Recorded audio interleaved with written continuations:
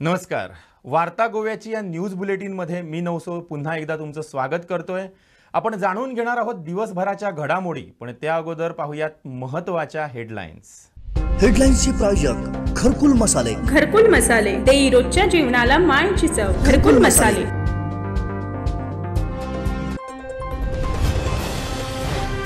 गोव्यात 2014 पासून 2000 कोटींची विकास कामं पूर्ण. केंद्रीय भूपृष्ठ वाहतूक मंत्री नितीन गडकरी यांची माहिती. लोटली ते वेर्णा लिंक रोडचं उद्घाटन. जीएमसी टेलिमेडिसिन डिजिटल प्लॅटफॉर्म सेवा सुरू. टेलिमेडिसिन सेवा देणारं जीएमसी ठरलं पहिलं सरकारी हॉस्पिटल. नितीन गडकरींच्या हस्ते टेलिमेडिसिन सेवेचं उद्घाटन.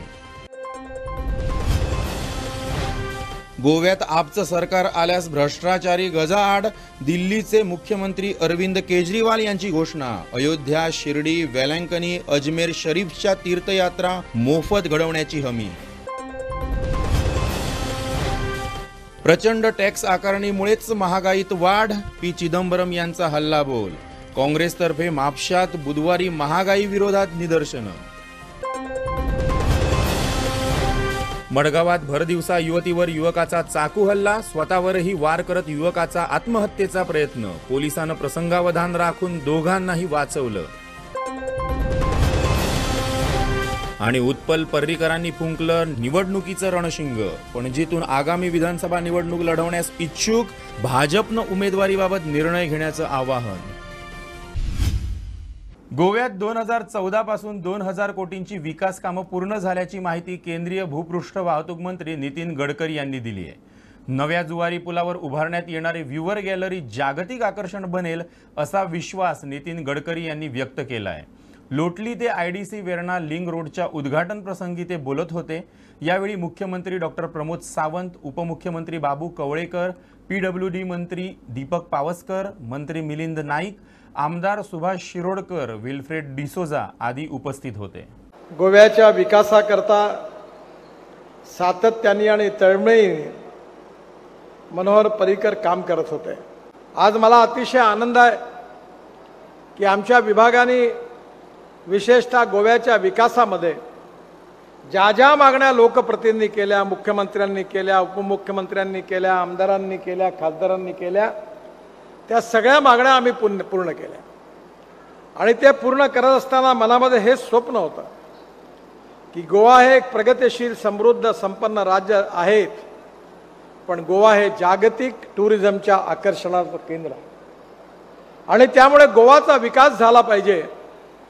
गोव्यामध्ये जगातून येणाऱ्या टुरिस्टची संख्या वाढली पाहिजे. आणि त्यामुळे आज नक्कीच मला याचा विश्वास आहे की आज 2014 पासून 2020 पर्यंत जवळपास 4000 आणि 7000 अशी जवळपास 12000 कोटी रुपयाची कामं जवळपास पूर्णत्वाच्या मार्गावर पूर्ण झालेली आहे. आणि जे 22 कामं बाकी आहेत ते 22 पर्यंत पूर्ण होतील. सगळ्यात महत्त्वाचा रस्ता म्हणजे मुंबई टू गोवा. पण हा रस्ता जो आहे हा महाराष्ट्राकरताही महत्त्वाचा आहे आणि विशेषतः गोव्याकरताही महत्त्वाचा आहे. पण या कामामध्ये अनेक अडचणी आल्या. पण आता जवळपास 2-3 पॅकेजमधल्या अडचणी आम्ही कॉन्ट्रॅक्टर बदलवले आहेत. त्यामुळे नजीकच्या काळामध्ये 1 वर्ष 1.5 वर्षाच्या आत हा रस्ता पूर्ण होईल असा मला विश्वास आहे. विशेषतः हा जो मुंबई गोवा रस्ता आहे हा पलीकडे कर्नाटक बॉर्डरपर्यंत न्यायचा आहे. आणि त्या कामाकरता महाराष्ट्राच्या सीमेपासून जी गोव्याची सुरुवात होते तिथपासून कर्नाटकपर्यंत जाण्याकरता 137 किलोमीटर 10,960 म्हणजे 11,000 कोटी रुपये आम्ही या रस्त्यावर खर्च करणार आहे. आणि त्यामुळे निश्चितच कर्नाटकच्या दिशेने आणि महाराष्ट्राच्या दिशेने देखील येणाऱ्या प्रवाशांकरता नक्कीच गोवा सुखद होणार आहे. एफेल टॉवर जगामध्ये आकर्षणाचं केंद्र आहे. आणि एफेल टॉवरपेक्षाही आकर्षण निर्माण करणारं अशा प्रकारची या पुलाच्या वरती व्ह्यूअर गॅलरी बनावी. आणि जेव्हा लाखो टुरिस्ट रोज गोव्यामध्ये येतील तो प्रत्येकजण तिथून गोव्याचं दर्शन घेतल्याशिवाय राहणार नाही. एवढा सुंदर प्रकल्प तयार झालेला आहे. आणि या प्रकल्पाला दोन्ही बाजूला गोवा सरकारने जागा दिलेली आहे. पाण्यातून बोटिंग करता येणार आहे. बाजूला पार्किंग प्लेसेस आहे, फूड मॉल आहे आणि गोव्याचं कल्चर, गोव्याची संस्कृती, गोव्याचा हँडलूम, हँडीक्राफ्ट, इथला काजू, या सगळ्याच्या बाबतीत विक्री करण्याकरता लहान लहान उद्योजकांना त्या ठिकाणी केंद्रही पण राहणार आहे. टेलिमेडिसिन डिजिटल प्लॅटफॉर्म सेवा करणारं बांबोळीचं जीएमसी हे देशातलं पहिलं सरकारी हॉस्पिटल ठरलंय. केंद्रीय मंत्री नितीन गडकरी यांच्या हस्ते या सेवेचं उद्घाटन करण्यात आलं. टेलिमेडिसिन सेवा एकही रुपया खर्च न करता चौरंगी ग्रुप ऑफ कंपनीजच्या माध्यमातून CSR खाली सुरू करत आहोत. या सेवेचा उपयोग गोव्यातील ग्रामीण भागातील लोकांसाठी होणार आहे असं मुख्यमंत्री डॉक्टर प्रमोद सावंत म्हणाले. Telemedicine digital platform is one of the important platform whereby they taking the help of technology and particularly the medico experts, we can give relief to the poor people and those who don't have the facility, particularly the health facility. So using of this technology for the people is very, very important, and today it is a great pleasure and satisfaction for me that with the initiative of Honorable Chief Minister and Health Minister, you are now giving this facility to the people of Goa, and that is the reason I am giving my special thanks to the Chief Minister, Health Minister and all competent authorities being involved in this project. आणि सांगपा खातीर खूब खोस भोगता. गोंया खातीर तांच्या टेन्युअरांतल्यान जवळपास 12,000 कोटी रुपया तांच्यांनी ह्या इन शॉर्ट स्पॅन तांच्यांनी गोंयाक दिले. बट जस्ट आमी हायवे वयल्यान सकयल देंवता देंवता म्हणजे इतके इनोवेटीव तकलेंतल्यान ते सदोदीत सांगत आसता. म्हाका सहज म्हणपाक लागलें, प्रमोद हे कंजेस्टेड कित्याक काय म्हणपाक लागले इतके, आनी येनाच फुडें हेल्थ मिनिस्टराक विचारलें हे इतके कंजेस्टेड कित्याक, हो अंडरपास कित्याक, हे सगळें कंजेशन तुवें कित्याक करून दवरला काय म्हणून. हांवें म्हटलें सर खूब पयलीं केल्लें, हांवें करूं ना म्हटलें. तें म्हणलें डिजायनींग करता आसतना खंय तरी चुकलां आसतलें. तूं एक काम कर म्हणपाक लागलें, हेजो डिजायन परत एकदां काड आनी आमकां हायवे वयल्यान सकयल कशें देंवपाक मेळटलें पळय न्ही तें पळय. डॉक्टर्स आनी भुरग्यांक कोणाकूच त्रास जावपाक जायना, जेणे करून हें कंजेशन सगळें सॉल्व जावपाक जाय. इतकी काळजी ते बऱ्या पद्दतीन घेता आनी निश्चितच म्हाका दिसता आमच्या फुडल्या टेन्युअरांत हो प्रोजेक्ट जो आसा होय आमी हांगासर सुरवात करतले. सर आपल्याला हा प्रोजेक्ट पण लवकरात लवकर आम्हाला सँक्शन करून द्यावा लागेल आणि नक्कीच इथलं सगळं कंजेशन राहिलेलं पण दूर होईल. First time this project we are doing without spending the single पै from the government under the CSR by the Chowrangi group of companies. हांच्या पुराय CSR एक्टिविटींतल्यान आमी हो प्रोजेक्ट करता. जरी आमी ट्रायल बेसिसचेर एका वर्सा खातीर प्रोजेक्ट करता आसत जाल्यार definitely the Apex Institute of the Goa Medical College, which will connect to our district hospital, it will connect to our the primary health center, and it will connect directly to the patients. The first step म्हणजे step by step जे आमचे connect direct म्हणजे हातूंतल्यान डॉक्टरांचोय time वाचतलो, हातूंतल्यान पेशंटांचोय time वाचतलो आणि ताज्याय पेक्षा म्हत्वाचें जें आसा it is an early diagnosis आनी अर्ली ट्रिटमेंट. ही जी बेगिनात बेगीन जातली हितूंतल्यान आमी सगळे जाण लायफ सेव करपाक शकतले. डेफिनेटली हो प्रोजेक्ट डिपेंड आसा हो अपेक्स इन्स्टिट्यूट गोवा मेडिकल कॉलेजच्या सगळ्या कन्सल्टंटांचेर. तुमी सगळे जाण हो प्रोजेक्ट एक आपलो प्रोजेक्ट म्हणून फुडें व्हरतले. हातूंतल्यान फायदो सगळ्या गोंयकारांक. म्हाका दिसता खास करून गांवांतले लोक जे आसा जे GMC पर्यंत येवपाक म्हणजे कोविडांतल्या काळात खूब भिताले आनी बरेचशे फावटी आमी म्हणटाले की कोविड सोड की बाकीच्याय डिसिजांनी खातीर तांच्यांनी फॉलोअपा खातीर येवपाक पावले ना, फॉलोअपा खातीर गोवा मेडिकल कॉलेजी कडेन येवपाक पावले ना, म्हणूनय बी जी कॉम्प्लिकेशन्स जाली आनी तातूंतय बी काही लोकांचो जीव गेलो आसतलो. पण हाज्या फुडें म्हणजे केदी व्हडली महामारी जरी आयली जाल्यार टेलिमेडिसीन सारकिले प्रोजेक्ट निश्चितच रित्या गोंयांतल्या समेस्त लोकांक हाजो फायदो जातलो. ताचे कन्सल्टेशन्स हांगासर बसून बाळपय आसतले, काणकोण आसतले, पेडणे आसतले हांच्या कडेन जर कनेक्ट जालो जाल्यार निश्चितच हाचो खूब मोठ्या प्रमाणात फायदो हो पयलीं म्हणजे गोंयकारांक जातलो आनी नेक्स्ट गोंयांत येवपी प्रत्येक टुरिस्ट आसतलो, बाकीचे सगळे लोक आसतले हांच्याय खातीर खूब मोठ्या प्रमाणात जावपाक शकता. माजी मुख्यमंत्री तथा भाजपचे दिवंगत नेते मनोहर पर्रीकर यांचे सुपुत्र उत्पल पर्रीकर यांनी आगामी विधानसभा निवडणूक लढवणार असल्याचं स्पष्ट केलंय. पणजीतून भाजपच्या तिकिटावर निवडणूक लढवण्यास आपण इच्छुक असून पक्षानं उमेदवारीबाबत निर्णय घ्यावा असं उत्पल म्हणाले. सर एक पॉलिटिकल क्वेश्चन, आता इलेक्शन्स लागली तुम्ही प्लॅन असा कॉन्टेस्ट करपाक इलेक्शन? हय पार्टी कडेन चालू आसा. पार्टी म्हाका टिकेट दितली कॉन्फिडन्स. ओके अदरवायज इंडिपेंडंट ना ना पार्टी कडेन आसा न्ही, सो पार्टी टिकेट दितली हो म्हाका कॉन्फिडन्स सांगू शकता. कशी टिकेट पावला चालू आसा. फर्स्ट स्टेज या फायनल ना नक्की स्टेज हांव कशें सांगलें पार्टीक विचारतलो हांवें म्हजे कडल्यान हांव कंटेस्ट करतलो पणजेंतल्यान आनी पार्टीन म्हाका ती संदी दिवची इतले तांकां कळयलां फुडले ते चालू तांच्या प्रमाणे तांचें शेड्यूल आसा त्या प्रमाणे ते कळयलां. थँक्यू. तुमच्या लोकांक मेळप बीन चालू आसा? हय चालू आसा आनी एक त्या हातूंतल्यानूच हो आज तांणी म्हाका सजेस्ट केलें की दर वर्सा तांकां मातशे ट्रॅफिकाचे प्रॉब्लेम जाता. एक वर्सा सूरजकांत कावन्सिलर बी आसतना ताणें थोडें सजेशन करून तातूंत बरो प्रतिसाद मेळिल्लो आनी बरें सुरळीत जाल्लें. सो ते आमी सजेशन्स तांकां ट्रॅफीक सायड केले. कमिटी कितली फेवर मेंबर्स ना ते म्हाका खबर ना. हांवें पर्सनल पर्सनल आसा सगळें तशें म्हजें मेळप चालू आसा. फेवरेबल आसतलें. हांव म्हजी डिझायर आनी लोकांनी म्हाका जें सांगलां पणजेची ती डिझायर हांवें पार्टीक कळयलें.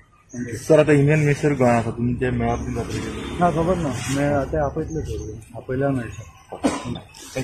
गोव्यात आम आदमी पार्टीचं सरकार आल्यास भ्रष्टाचार केलेल्यांना तुरुंगात डांबण्याची घोषणा दिल्लीचे मुख्यमंत्री अरविंद केजरीवाल यांनी दिली आहे. गोमंतकीयांसाठी अयोध्या, शिर्डी, वेलंकनी, अजमेर शरीफच्या तीर्थयात्रा मोफत असतील अशी हमीही केजरीवाल यांनी दिली आहे. मुझसे अक्सर मीडिया वाले और कई लोग पूछते हैं और कि ऑपोजिशन वाले भी आरोप लगा पैसा कहां से आएगा. आप रोज आके कहते हो ये भी मुफ्त देंगे वो भी मुफ्त देंगे, पैसा कहां से आएगा. उसका जवाब अभी गोवा के पूर्व गवर्नर सत्यपाल मलिक जी ने दे दिया कि पैसा कहां से आएगा. सत्यपाल मलिक जी ने आरोप लगाया है कि जब वो गोवा के 1 साल गवर्नर रहे उस 1 साल के अंदर उन्होंने कहा कि गोवा के हर काम में करप्शन है. बीजेपी की सरकार, बीजेपी के मुख्यमंत्री, बीजेपी के गवर्नर, उनकी अपनी पार्टी के गवर्नर अपनी पार्टी के सीएम के ऊपर आरोप लगा रहे हैं कि यह सबसे भ्रष्ट सीएम है. मुझे लगता है 1947 के बाद से आज तक आजाद भारत 75 साल हो गए. 75 साल में यह पहला वाकया है कि किसी गवर्नर ने अपनी पार्टी के चीफ मिनिस्टर के ऊपर आरोप लगाया है. लेकिन दुख की बात यह है कि भारतीय जनता पार्टी उसको बचाने की कोशिश कर रही है, अपने मुख्यमंत्री को बचाने की कोशिश कर रही है. इसका मतलब यह कि खुलेआम सरेआम भारतीय जनता पार्टी भ्रष्टाचार को बचाने की कोशिश कर रही है. तो आप जो पूछते हैं कि पैसा कहां से आएगा, आम आदमी पार्टी गोवा को पहली बार एक ईमानदार सरकार देगी.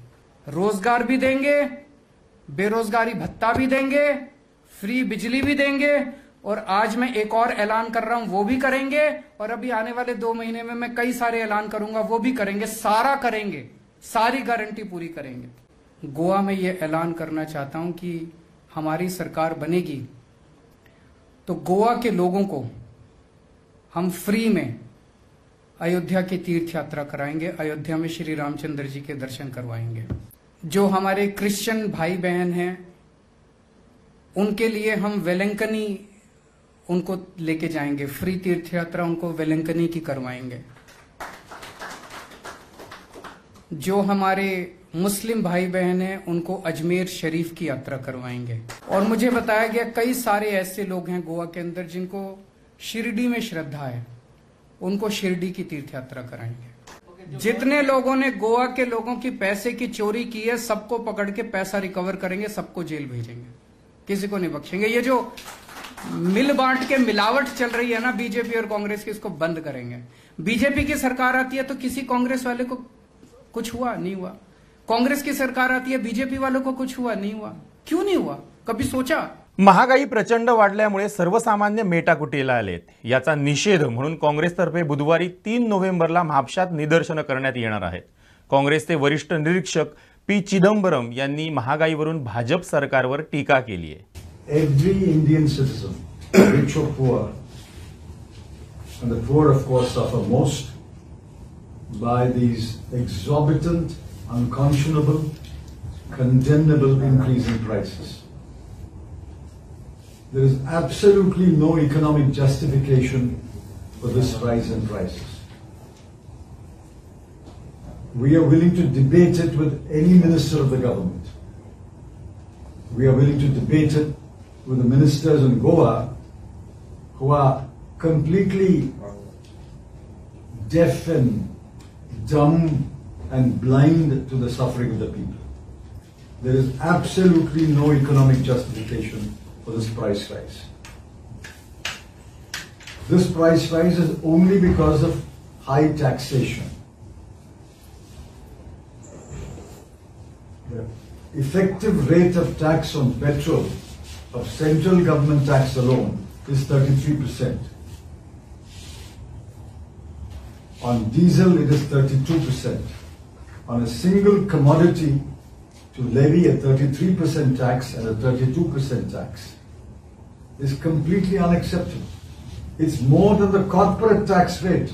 Please remember, corporates which make billions of rupees are taxed at a lower rate, whereas petrol and diesel are being taxed at 33% and 32%.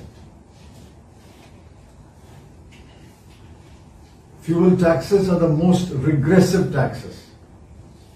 They affect the rich and the poor alike.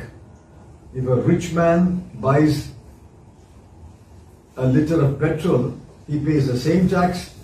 The poor man, for his two-wheeler, pays the same tax, which is why we call it a regressive tax.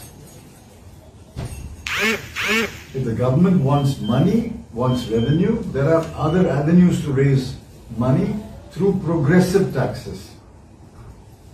Instead of resorting to progressive taxation, this government is resorting to regressive taxation. We condemn it in the strongest terms. In order to show our protest to this extraordinary Diwali gift which the Modi government has given to the people of India, the Goa Pradesh Congress Committee will organize a major demonstration on the 3rd of November in Mapusa.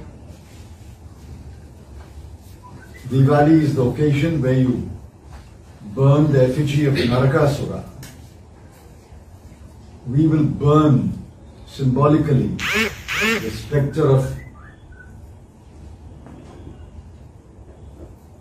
price rise Asura. Mamata बॅनर्जींना P Chidambaram यांनी प्रत्युत्तर दिलंय. ममता बॅनर्जी यांनी काँग्रेसवर निशाणा साधत नेमकं काय म्हटलं होतं आणि त्यावर आता पी चिदंबरम यांनी काय म्हटलंय आपण पाहूयात.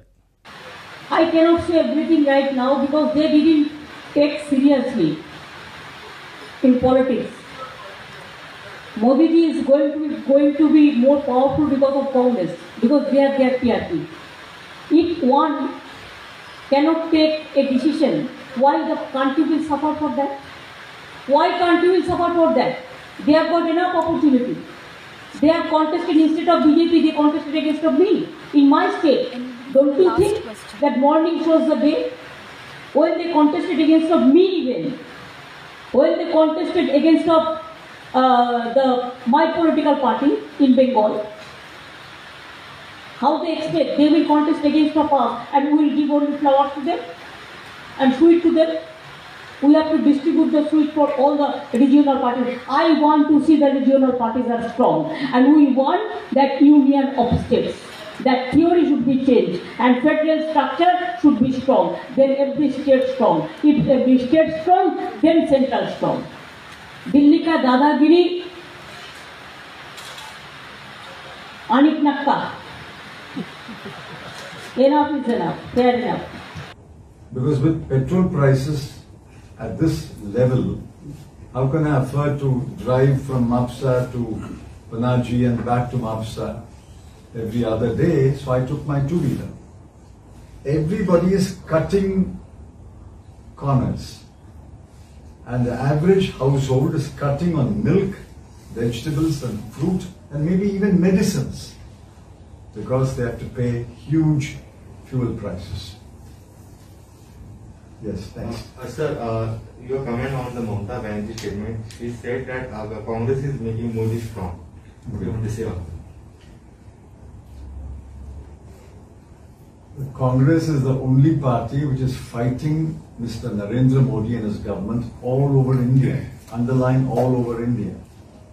I do not dispute that Ms. Mamata Banerjee fought and won a very tough fight in Bengal. But who's fighting Mr. Narendra Modi in Punjab, Haryana, Maharashtra, Gujarat, Tamil Nadu, Kerala, Karnataka, Assam. It's a Congress party which is fighting. आता एक धक्कादायक बातमी. भर दिवसात चाकू हल्ल्यानं मडगाव हादरलंय. जिल्हा hospital बाहेर एका युवकानं युवतीवर चाकूनं हल्ला केला. त्यानंतर त्याच चाकूनं स्वतःवरही वार केलेत. सुदैवानं या दोघांनाही एका पोलिसानं वाचवलंय. पाहुयात सविस्तर वृत्त. मडगावच्या दक्षिण गोवा जिल्हा हॉस्पिटलमध्ये कामाला असलेली एक युवती सोमवारी सकाळी 10 वाजण्याच्या सुमारास हॉस्पिटल बाहेर उभी होती. त्याचवेळी एका युवकानं तिच्यासोबत वाद घातला आणि काही कळायच्या आतच हातातील चाकूनं तिच्यावर सपासप वार केलेत. तिच्या मानेवर वार केल्यानं ती युवती रक्ताच्या थारोळ्यात कोसळली. हा प्रकार अवघ्या काही क्षणात घडला. दरम्यान त्या तरुणानं त्याच चाकूनं स्वतःवरही वार केलेत. त्या युवतीवर आणखी वार करण्याच्या उद्देशानं त्यानं हात उगारला. मात्र त्याच वेळी जिल्हा हॉस्पिटलमध्ये तैनात असलेले IRBचे कॉन्स्टेबल सलीम शेख धावून गेले. त्यांनी युवकाच्या हातावर लात मारून चाकू खाली पाडला.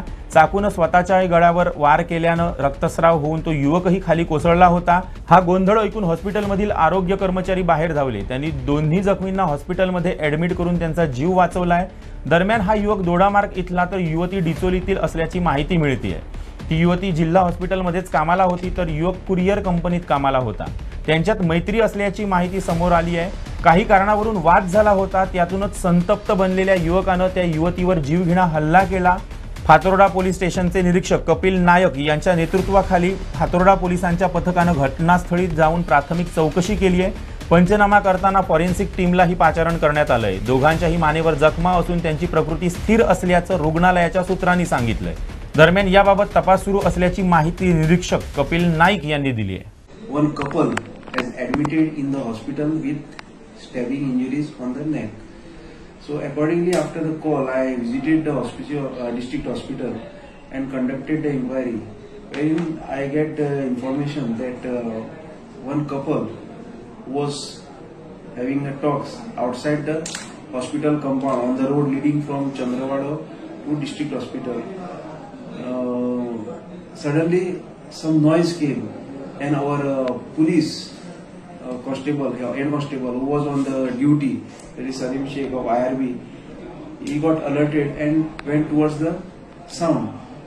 He saw one boy and girl are standing and they are having the injuries on their neck, and there is a knife in the hand of the boy, and boy is again going towards the girl. So suddenly he went towards the boy and kicked on his hand and released the knife from the boy's hand, and further both fell down on the road, and further they were admitted in the district hospital for treatment. So presently our preliminary inquiry is going on to find out, ascertain the exact cause of the incident, and once we find the exact cause, we will take the action as per law.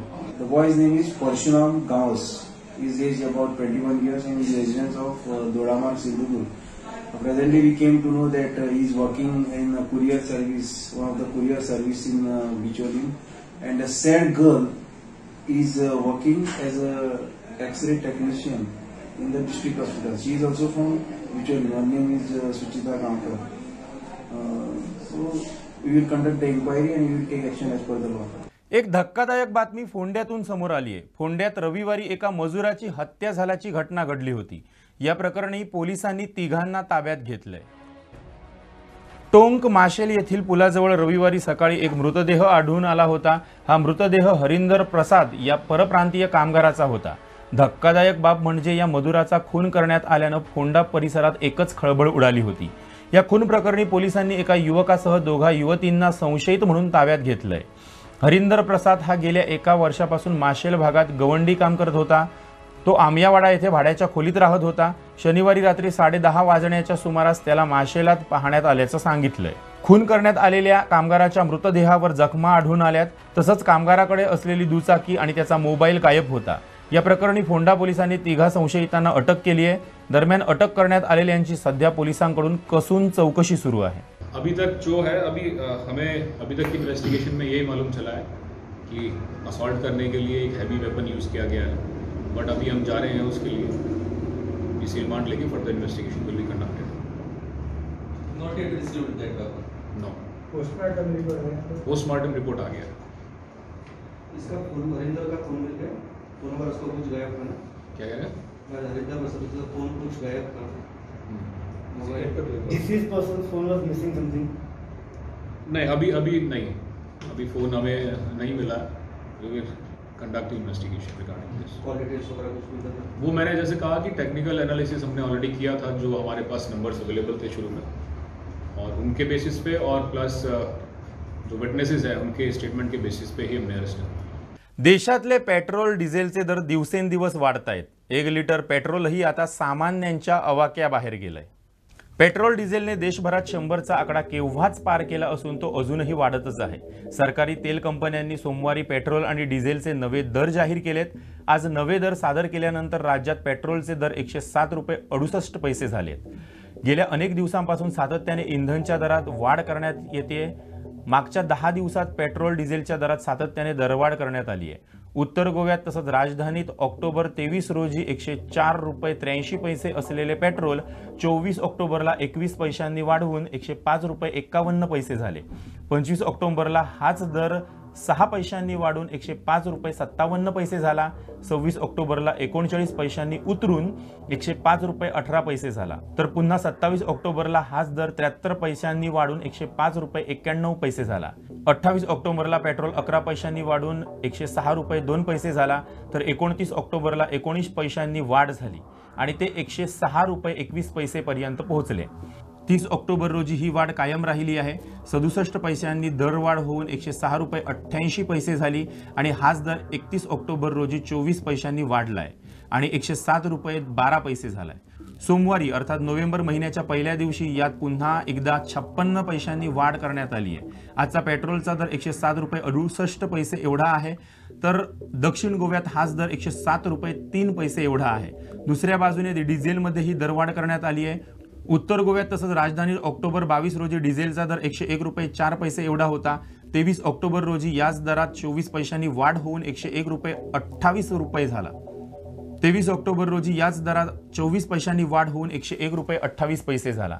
24 ऑक्टोबरला 69 पैशांनी वाढून 101 रुपये 97 पैसे झाला. तर 25 October रोजी हाच दर 37 पैशांनी कमी होऊन 101 रुपये 66 पैसे झाला. 26 ऑक्टोबरला 39 पैशांनी उतरून 105 रुपये 18 पैसे झाला. तर पुन्हा 27 ऑक्टोबरला हाच दर 74 पैशांनी वाढून 102 रुपये 40 पैसे झाला. 28 ऑक्टोबरला पेट्रोल 15 पैशांनी वाढून 101 रुपये 55 पैसे झाला. तर 29 ऑक्टोबरला 22 पैशांनी यात वाढ झाली आणि तो 102 रुपये 77 पैशांपर्यंत पोहोचला. 30 ऑक्टोबर रोजी ही वाढ कायम राहिली आहे. 68 पैशांनी दरवाढ होऊन 103 रुपये 45 झाली आणि हाच दर 31 ऑक्टोबर रोजी 28 पैशांनी वाढला आणि 103 रुपये 73 पैसे झाला. सोमवारी अर्थात नोव्हेंबर महिन्याच्या पहिल्या दिवशी यात पुन्हा एकदा 58 पैशांनी वाढ करण्यात आली आहे. आजचा डिझेलचा दर 104 रुपये 31 पैसे एवढा आहे. तर दक्षिण गोव्यात हाच दर 103 रुपये 69 पैसे एवढा आहे. दरम्यान आतापर्यंतची ही ऐतिहासिक दरवाढ आहे. 1 ऑक्टोबरला 99 रुपये 17 पैसे असलेले पेट्रोल ऑक्टोबरला 31 पर्यंत 106 रुपये 46 पैसे झाले. म्हणजे 7 रुपये 29 पैशांनी वाढले. तर डिझेल 8 रुपये 37 पैशांनी महागलंय. दिवाळीच्या पहिल्याच दिवशी एलपीजीच्या महागाईचा बॉम्ब फुटलाय. पेट्रोल आणि डिझेल पाठोपाठ सिलेंडरच्या किमतीत सोमवारी प्रचंड वाढ झाली आहे. त्यामुळे सणासुदीच्या काळात महागाईचा भडका उडण्याची शक्यता आहे. 1 नोव्हेंबर रोजी पेट्रोलियम कंपन्यांनी व्यावसायिक वापरासाठीच्या एलपीजीच्या दरात वाढ झाल्याची घोषणा केली आहे. ही वाढ केवळ व्यावसायिक सिलेंडरमध्येच झालेली आहे. ही दिलासादायक बाब आहे.